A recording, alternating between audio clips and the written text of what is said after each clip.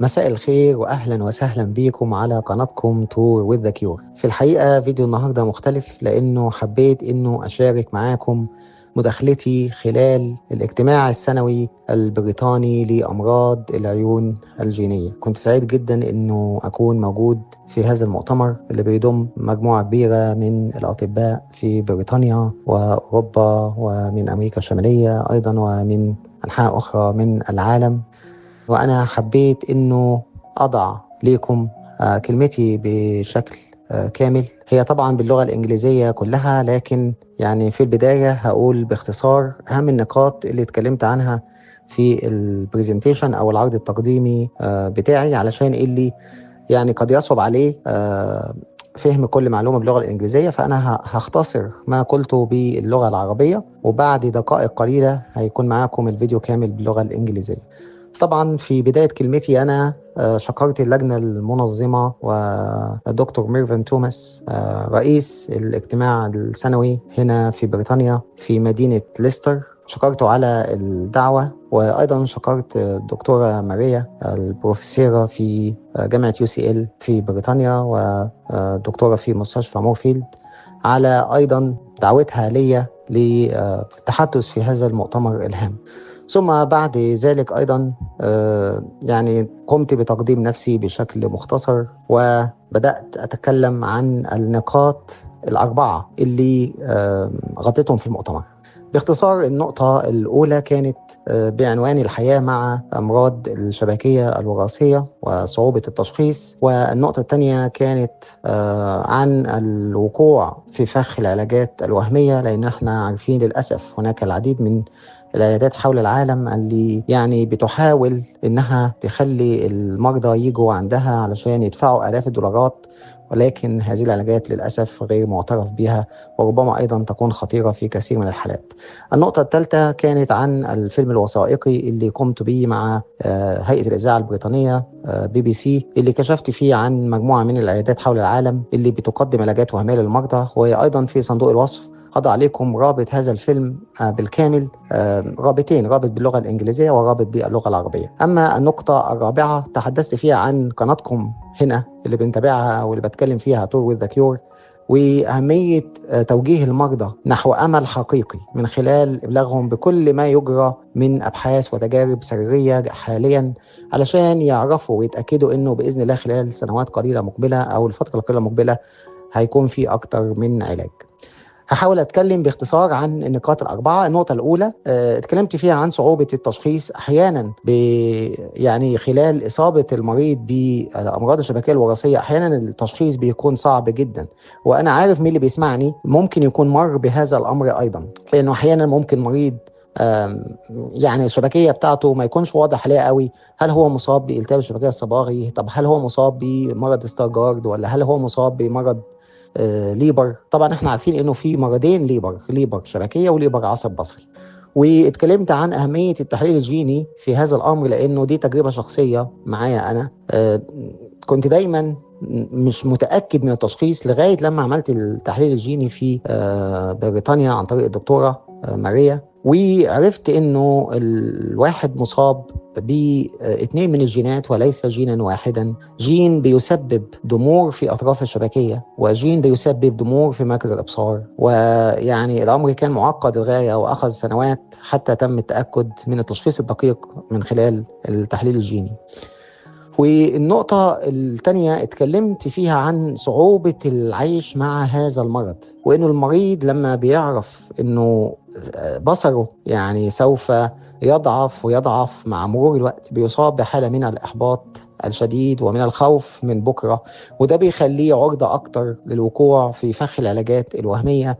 وأيضا تحدثت عن تجربتي الشخصية من خلال خضوعي لهذا النوع من العلاجات منذ يعني سنوات، أكتر من 15 سنة تقريبا، وحكيت عن تجربتي في الذهاب إلى الصين والخضوع العملية هناك، ثم استكشاف أن هذا الأمر يعني غير مفيد على الإطلاق ولم أستفد أي شيء.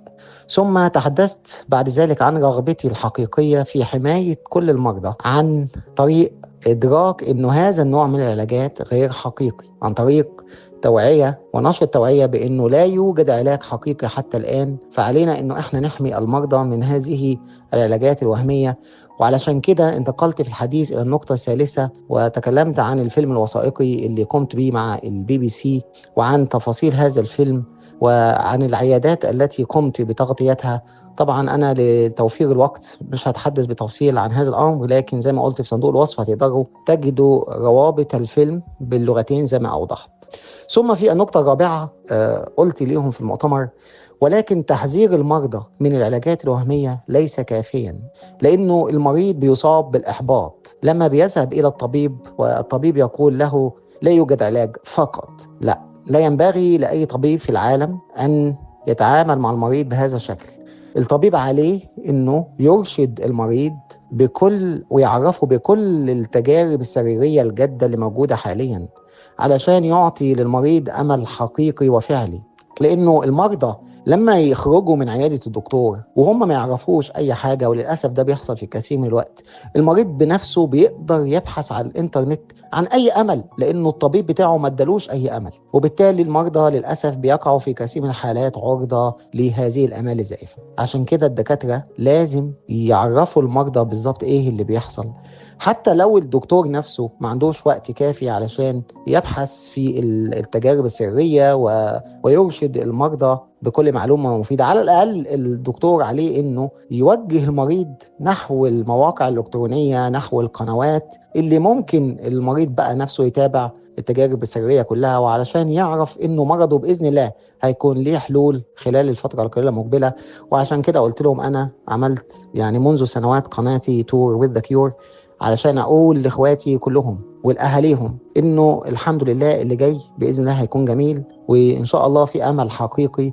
وكمان في تجارب سرية، قلت لهم كده في المؤتمر إنه في تجارب سرية بتنظر في علاجات مختلفة، سواء العلاجات الجينية التقليدية أو العلاجات الجينية الأوبتوجينيتكس زي نانوسكوب، أو الأقراص الدوائية اللي إن شاء الله هتكون موجودة علشان تثبت الحالة أو تقلل من سرعة تدهور المرض بالنسبة للأجيال الجديدة أو الأطفال أو الشباب اللي لسه المرض في بدايتهم. ثم في النهاية اختتمت ب3 رسائل مهمة. الرسالة الأولى قلت فيها إنه المصابين بأمراض الشبكية الوراثية بيكونوا عرضة للوقوع في الاحتيال، لأنهم بيبحثوا بشكل مستميت عن أي نوع من الأمل. ولكن النقطة الثانية، الأمل الزائف للأسف بيسبب مشاكل ليس فقط مادية، ولكن أيضا يمكن أن تنعكس على بصر الإنسان اللي بيخضع لهذا النوع من العلاجات الوهمية.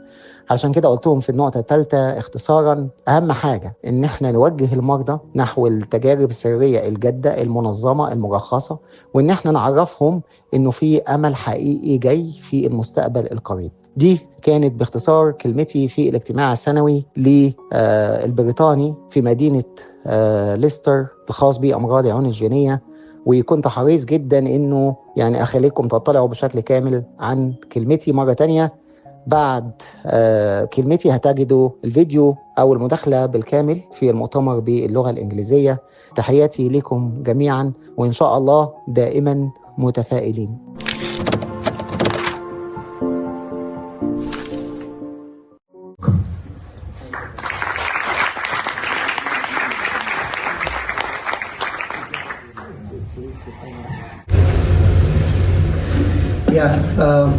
First, I'm really happy to be here, and I'd like to thank the organizing committee and Mervyn Thomas, and also I'd like to thank my doctor, Professor Maria, who emailed me to ask if I'm willing to come today and give a talk. Absolutely, I didn't think twice, and it's a great pleasure and privilege to be here. Today I'm going to speak about 4 important points as a patient living with inherited disease and also as a journalist. My presentation, which is titled Blind Faith, Living with Inherited Retinal Disease and Navigating Proven Treatments, I'm going to cover 4 points. Number 1, living with inherited retinal disease. Number 2, falling victim to fraudulent treatments. Number 3, my documentary with the BBC Blind Faith and the undercover journey that I did. Number 4, realistic hope, guiding patients toward trusted research. And finally, concluding with 3 simple messages. But I'd like to introduce myself briefly before we start, because I forgot that. My name is Ramadan Yunus. I'm a journalist who made and presented the BBC World Service documentary Blind Faith, in which I traveled to many cities around the world to expose some clinics and doctors who sell and conduct bogus and potentially harmful treatments to patients. I'm also now holding the role of general member in Hackney, where I'm based as a general member for the Public Health Community Advisory Group. Living with inherited retinal disease, my diagnostic journey, and maybe also the diagnostic journey for many patients, sometimes it's really complicated to understand exactly what you have.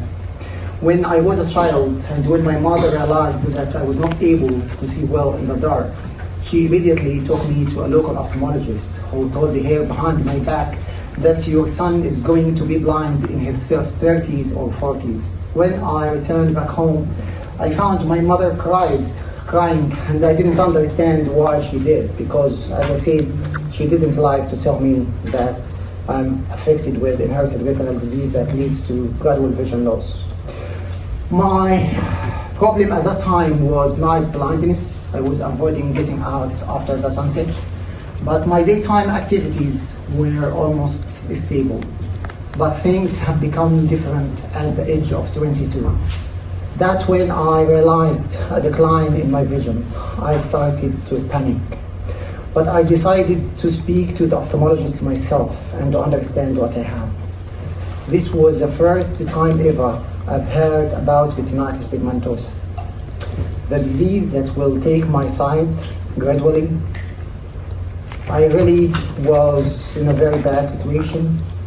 Imagine when, maybe in a few months or a few years, you will no longer able to see things that you love to see. You will no longer be able to do things that you loved to do before. But I was always asking myself a question: why I have retinitis pigmentosa and I am losing my central vision quicker than my periphery? Most people who have retinitis pigmentosa, as you know, tend to lose their rods first, followed by the loss of cones. But my situation was different. Until I met Professor Maria in 2019 and advised me to do the gene testing. And after doing the gene testing, I understood for the first time that it's not only retinitis pigmentosa, but also Stargardt. I have genetic changes in two genes.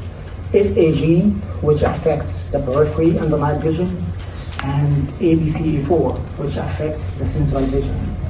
Only after the gene testing, I knew what I have exactly. Unfortunately, last year, I saw Professor Maria, and she told me that you almost lost your central vision. So now I'm no longer able to read, watch TV, or see faces, but I'm trying to go on. Under this feeling, under this frustration, many patients, including me, are easily exploited. In 2011, I read about a treatment in China. After raising $15,000, I traveled to Beijing for a procedure I was told would change my mind. At the hospital, I stayed for 5 days in total darkness, my eyes wrapped in bandages. I started to imagine a new life with my vision restored after taking off the bandages. When I returned back to Cairo, I was trying to convince myself that I really improved. To be honest, I lied on myself and on my family. I told them my vision was improving, but it wasn't true. Nothing had changed to a positive way, but everything continued to get worse. And my eyesight has become even worse until, as I said, I lost completely my central vision. But I like to protect other patients from the same fate that I reached to. I try to put an end to this unethical medical practice. Again, after I saw my lovely doctor, Professor Maria, and advised me not to follow such treatments, not to undergo again such unethical medical practice, Instead of being exploited as a patient, I like to exploit my connection with the BBC at this time. And I told them, why not work on a global story where we expose these clinics and doctors that promising the world that they can treat the untreatable. And I was lucky because the BBC liked my idea, and we made, after 3 years of investigation, I really spoke to many patients from around the world. I investigated many clinics and doctors around the world who sell and conduct bogus treatments. And The Blind Faith, the name of the documentary, which you can find it on YouTube or BBC iPlayer. You know, the main part of it was undercover journey. So it means that I approached these doctors as a patient, posing that I'm interested in receiving these treatments in order to expose them and show to the audience, you know, the promises that they are making to patients to entice them to come to receive the treatment. So in the documentary, we focused on 3 treatments from 3 regions around the world. The first one came from Gaza and East Jerusalem for a doctor claiming that he invented 2 devices actually. One like glasses putting around the eyes, and one in the nose and around the nose. Both are vibrating. The doctor claimed that if he can stimulate the nerve from outside, he can induce increased blood flow to the retina, so he can restore glucose and oxygen and revitalize dormant cells. Unfortunately, most patients that I spoke to in Gaza and Jerusalem, they saw no benefit at all. They lost thousands of dollars and only gained the pain. The second treatment we looked into was in Russia, in Moscow, from Fedorov Eye Hospital, and they are using vitamin injections inside and around the eye, again for the same aim, to increase blood flow. They claim that. In the film, I spoke to one patient from Sudan who traveled there 4 times. Before going there, he was still able to see faces using mobile phone, watch TV. But after the 4 times he went there, he lost his vision almost completely, and now he just sees the lights and shapes. The third treatment was really shocking and surprising because it came from the United States, from one of the highly regulated countries in the world, for 2 doctors claiming that they can stabilize or improve vision by taking patients' own bone marrow and inject them into the eye. What surprised me and shocked me that these doctors are getting their patients, 95% of their patients, they get them through a US government website. We all perhaps know, clinicaltrials.gov, the largest database for clinical trials. There you can find over 400,000 clinical trials. But patients who are not well aware of what is regulated and what is not can easily fall in such scams. Surprisingly, when we contacted the FDA there, and when we contacted the National Institutes for Health, the responsible body for this clinical trials website, they just say, you know, the safety and validity is a responsibility for investigators and study sponsors. We cannot do anything.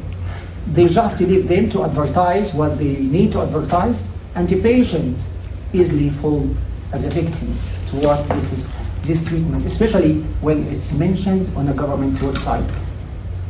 Again, I did this documentary as a trial to protect other patients from the same fate that I fell into.